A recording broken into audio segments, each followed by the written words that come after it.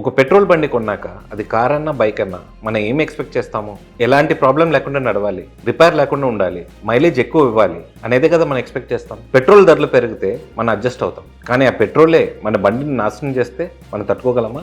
April 1 నుంచి petrol bunks లో E20 mandatory అంటుంది గవర్నమెంట్. మన పాత వెహికల్స్ కి ఇది ఒక పెద్ద షాక్. ఎందుకో చెప్తాను. ఆ పెట్రోల్లో కలిపిన ఇథనాల్ ఒక సాల్వెంట్. ఓల్డ్ వెహికల్స్ లో ఉన్న rubber seals, plastic fuel lines, fuel tank coatings ని డిగ్రేడ్ చేయొచ్చు.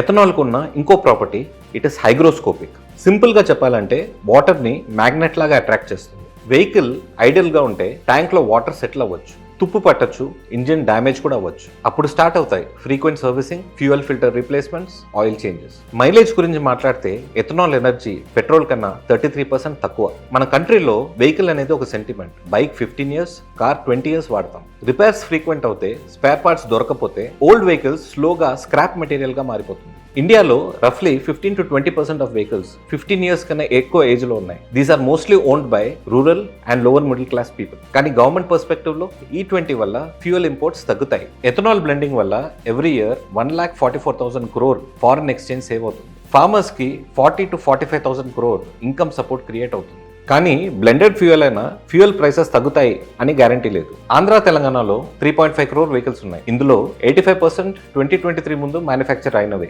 E20 వల్ల రిస్క్ లో పడేది కొన్ని ఇంజిన్స్ మాత్రం కావు, కోట్ల మంది మిడిల్ క్లాస్ పీపుల్ సేవింగ్స్.